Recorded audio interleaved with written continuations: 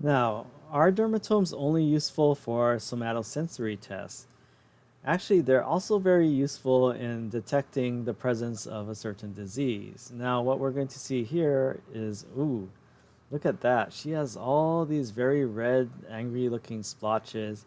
And it's hard to tell from the resolution of this photo, but she actually has all these little, you can see little bumps and possibly little blisters as well. And what we see is a condition known as shingles. Now, these are all what we saw, all those rashes and blisters on her body right there. And it's caused by this virus. It's not the coronavirus. It has all these spikes, but this is what we call the varicella zoster virus, also more commonly known as chickenpox. And this is what we see here. So this person's experiencing a chickenpox infection, and you see all these painful blisters and welts right here, and they're very itchy as well.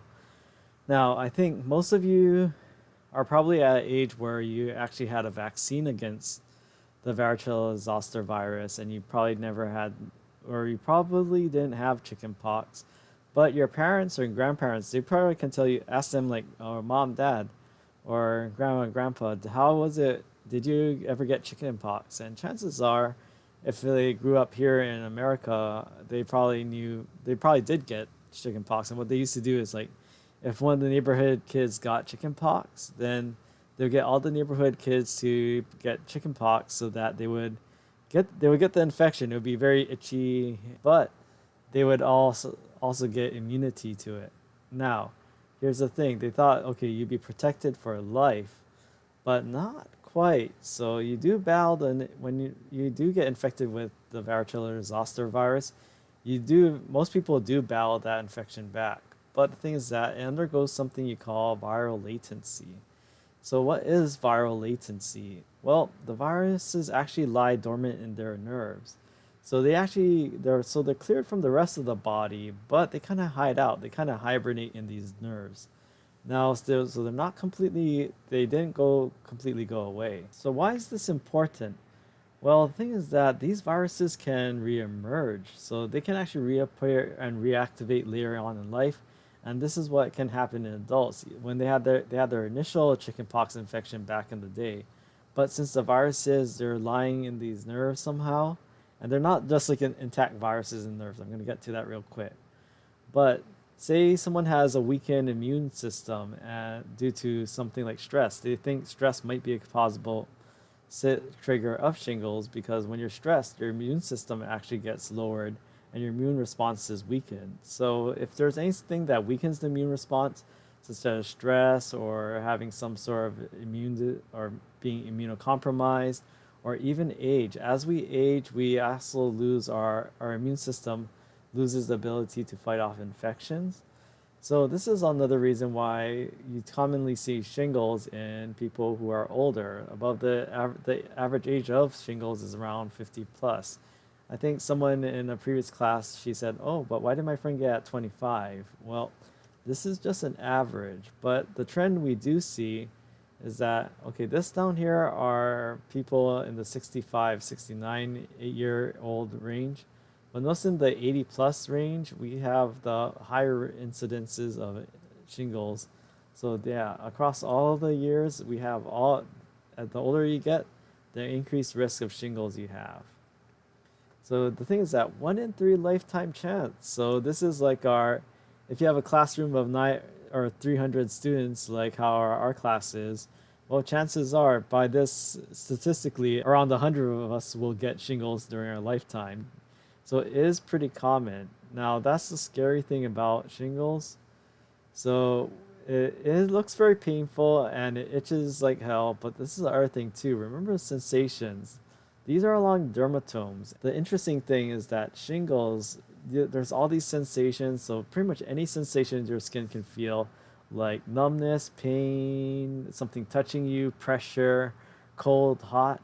So sometimes people who are suffering from shingles are actually feeling all these sensations at once and they're not stopping due to all the eruption of the viruses and all these blisters. So that's a bad thing about shingles. This people who are experiencing an outbreak of shingles, Sometimes they're out for weeks because these sensations they is keeping them up. If you have imagine having a painful sensation 24/7 for weeks on end. Can you really work with that kind of pain? Not really.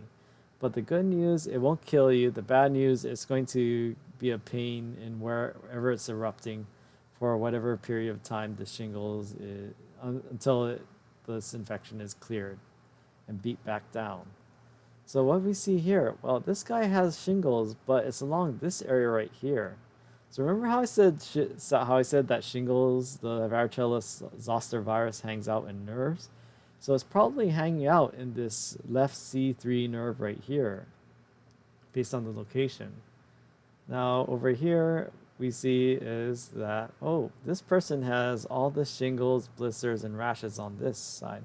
Which dermatome does that correspond to? It looks like it might be C5 or C4. So or maybe even a little C3 up here. So what we have here is like if these spinal nerves were affected with the shingles or the varicella zoster virus, then when the virus reappears, then it's going to also appear on that corresponding dermatome. And then what we have here, this person has it all along their side. So maybe this is around the T8, T9 area.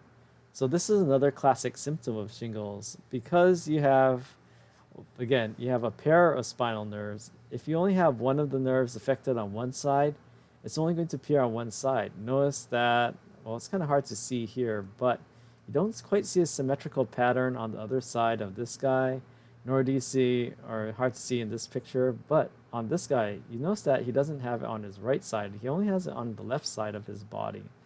So why? Because again, you have a left and right spinal nerve on for each pair of spinal nerves, right?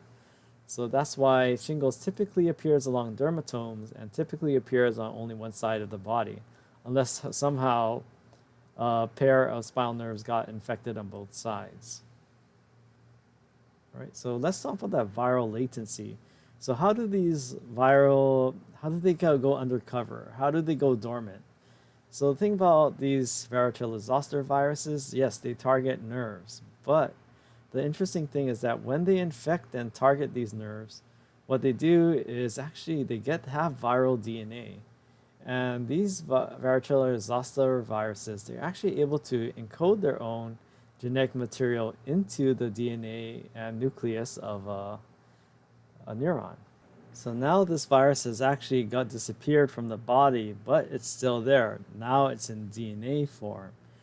So we won't get too much in like how the DNA is reactivated, but this is how the virus is able to reactivate and appear later on in life. If it's in DNA form, well, all the immune cells and antibodies trained against the viral proteins or the virus when it was intact aren't able to recognize it in DNA form. But thing is that say that DNA gets reactivated, now you can all this DNA can make viral mRNA, can make viral proteins, and it can make more viral DNA. So now you have all these varicella zoster viruses being cranked out by this neuron. So these varicella zoster viruses can now go off into the rest of the spinal nerve and infect and also reemerge in those painful blisters. And this is why shingles, again, appears on the long dermatomes. Again, if you have these ones over here, why do they usually appear on one side of the body? Again, you have a pair of spinal nerves. But if you only have these spinal nerves infected with shingles virus or the varicella zoster virus, you're only going to get blisters on that side when these viruses reemerge from their DNA form. So how do you treat shingles and how do you prevent it? Well, here's the good news about shingles is that you're very unlikely to die from it. I mean, I think it's exceedingly rare that someone actually dies from shingles. But the bad thing is that these symptoms last for weeks. So the thing is that remember, this involves the spinal nerves, and these spinal nerves are typically mixed nerves. So they carry not only just motor commands, but sensations as well.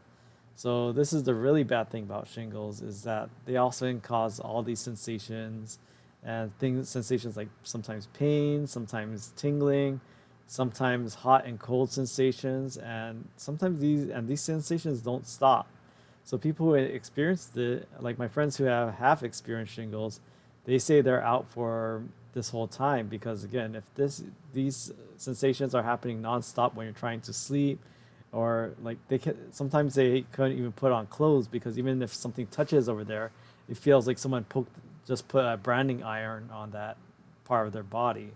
So this is why people who have these shingles, they're out. They can't do anything because these sensations won't stop. So the thing is that antiviral drugs help, but it's actually very hard to cure a viral infection that's already in progress. So they might help to reduce the symptoms or speed along the process, but they don't it's not going to be like curing it overnight. So this is another thing. It's very hard to treat. So the current route is like, okay, if someone's nearing the age where they might get shingles and they've had a chickenpox in the past, maybe they want to consider a vaccine that might help to prevent or reduce the chance of shingles. Because again, the good thing is that it's not life threatening. The bad thing is like you're going to be out for as long as it takes to battle back the infection.